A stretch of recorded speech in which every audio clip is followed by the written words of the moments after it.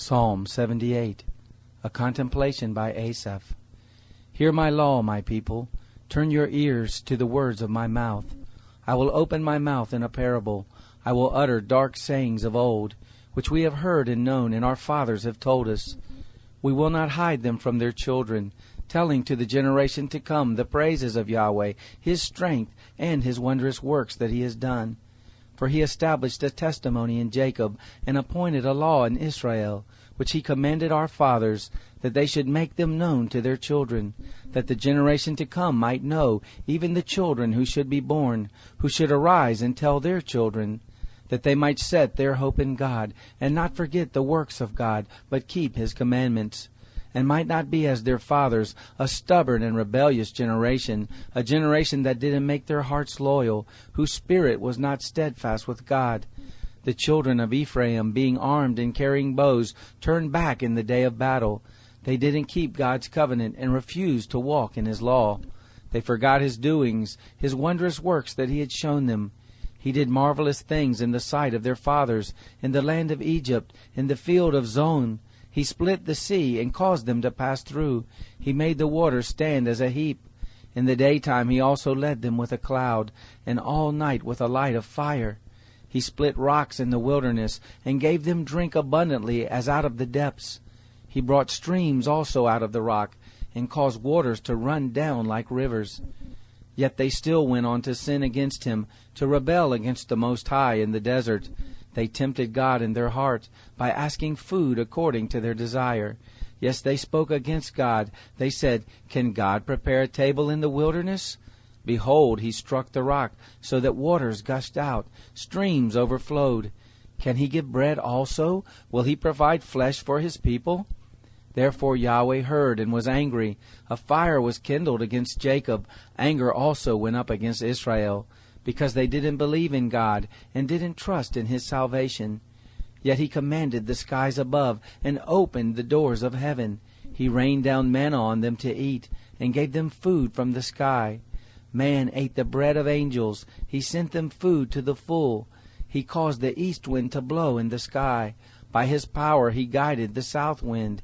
He rained also flesh on them as the dust, winged birds as the sand of the seas. He let them fall in the midst of their camp, around their habitations. So they ate and were filled. He gave them their own desire. They didn't turn from their cravings. Their food was yet in their mouths, when the anger of God went up against them, killed some of the fattest of them, and struck down the young men of Israel. For all this they still sinned, and didn't believe in His wondrous works. Therefore He consumed their days in vanity, and their years in terror. When He killed them, then they inquired after Him. They returned and sought God earnestly. They remembered that God was their rock, the Most High their Redeemer. But they flattered Him with their mouth, and lied to Him with their tongue. For their heart was not right with Him, neither were they faithful in His covenant. But He, being merciful, forgave iniquity, and didn't destroy them. Yes, many times He turned away His anger, and didn't stir up all His wrath. He remembered that they were but flesh, a wind that passes away and doesn't come again. How often they rebelled against Him in the wilderness, and grieved Him in the desert.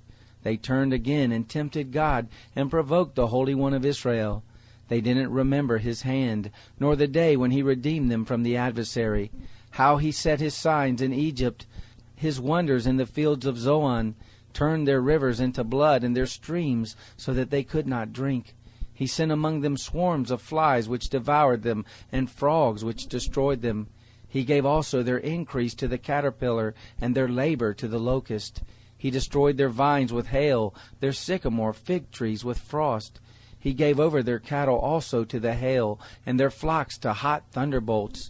He threw on them the fierceness of His anger, wrath, indignation, and trouble, and a band of angels of evil.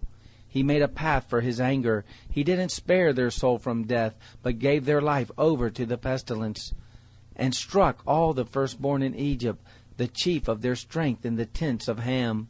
But He led forth His own people like sheep, and guided them in the wilderness like a flock. He led them safely, so that they weren't afraid. But the sea overwhelmed their enemies. He brought them to the border of His sanctuary, to this mountain which His right hand had taken. He also drove out the nations before them, allotted them for an inheritance by line, and made the tribes of Israel to dwell in their tents. Yet they tempted and rebelled against the Most High God, and didn't keep his testimonies, but turned back and dealt treacherously like their fathers. They were turned aside like a deceitful bow, for they provoked him to anger with their high places, and moved him to jealousy with their engraved images. When God heard this, he was angry, and greatly abhorred Israel, so that he forsook the tent of Shiloh, the tent which he placed among men, and delivered his strength into captivity, his glory into the adversary's hand. He also gave his people over to the sword, and was angry with his inheritance. Fire devoured their young men, their virgins had no wedding song, their priests fell by the sword, and their widows couldn't weep. Then the Lord awakened as one out of sleep, like a mighty man who shouts by reason of wine. He struck his adversaries backward. He put them to a perpetual reproach. Moreover, he rejected the tent of Joseph, and didn't choose the tribe of Ephraim, but chose the tribe of Judah, Mount Zion, which he loved. He built his sanctuary like the heights, like the earth which he has established forever. He also chose David his servant, and took him from the sheepfolds.